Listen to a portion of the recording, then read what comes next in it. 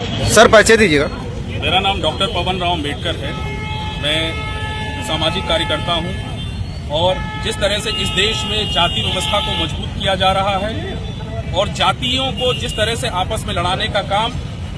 इस देश के सर्वोच्च न्यायालय द्वारा किया गया है, हम उसकी कड़े शब्दों में निंदा करते हैं और हमारी ये मांग रही है कि जिस तरह से जाति के आधार पर जो आरक्षण हमें दिया गया है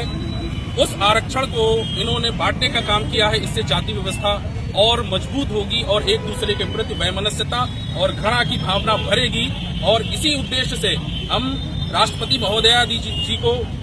ये अवगत करा देना चाहते हैं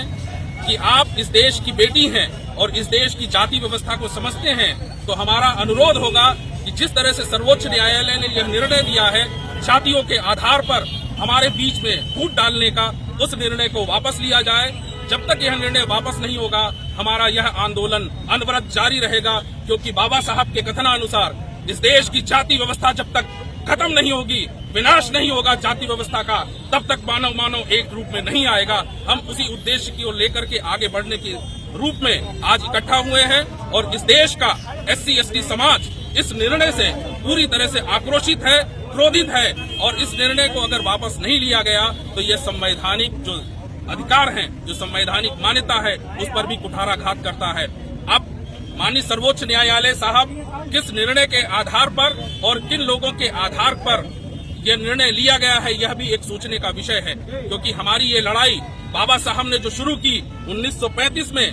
ये कहा कि जब तक इस देश में जाति व्यवस्था रहेगी तब तक मानवों के बीच में भेद बना रहेगा और इस भेद को और इस भेद की खाई को सर्वोच्च न्यायालय ने और गहरा करने का काम किया है। हम यहाँ पर जाति व्यवस्था की गहराई को नहीं, जाति व्यवस्था के विनाश की बात करते हैं। जब तक इस देश में जाति व्यवस्था रहेगी तब तक इस देश में मानवों के बीच में नफरत पैदा होगी। हम बुद्ध के अनुयायी हैं, हम मानवर साहब के कर्मों के अनुयायी हैं, जिन्होंने इस देश में मानवतावादी व्यवस्था को स्थापित करने के लिए संघर्ष किया और यह संघर्ष अनवरत जारी रहेगा। हमारे बीच में सभी सामाजिक संगठनों का मैं तहे दिल से स्वागत करता हूं कि सर्वोच्च न्यायालय ने जो निर्णय दिया है उसको एक स्वर में उन्होंने इसका विरोध किया है और यह दिखाता है कि इस देश का जो मूलवासी है, इस देश का जो रहने वाला है, उसने अपने आप को समझा है, अपने अधिकारों को समझा है। इस लड़ाई को आप लोग जारी रखेंगे और राष्ट्रपति महोदया जी के पास यह ज्ञापन जल्द से जल्द पहुंचेगा। अगर उनके द्वारा यह निर्णय वापस नहीं लिया गया तो यह भी माना जाएगा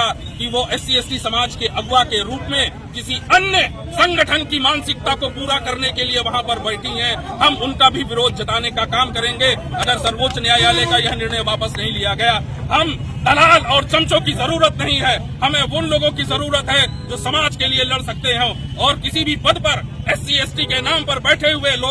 जो लोग हैं, जो दलाली कर रहे हैं, चाहे पार्लियामेंट में हो चाहे विधानसभा में है, हम उनका भी विरोध करते हैं। अगर वो इस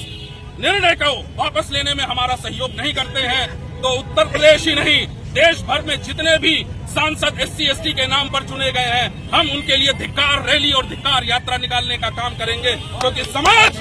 उनकी तरफ जो है भरोसे से देखता है और वो भरोसा अगर वो तोड़ते हैं तो उनकी जरूरत नहीं है। हम इस देश को मानवतावादी देश बनाना चाहते हैं, मानवतावादी समाज बनाना चाहते हैं। और आप सब लोगों का एक बार फिर से धन्यवाद करते हुए सभी पत्रकार बंधुओं का, प्रशासन के सभी लोगों का मैं धन्यवाद करता हूं कि उन्होंने इस कार्यक्रम को सहज रूप से पूरी तरह से सहयोग दिया है, जिससे यह सफल रहा है। जितने भी मीडिया कर्मी हैं उन्होंने इस कवरेज को, इस घटना को और इस भीड़ को और इनकी आवाज को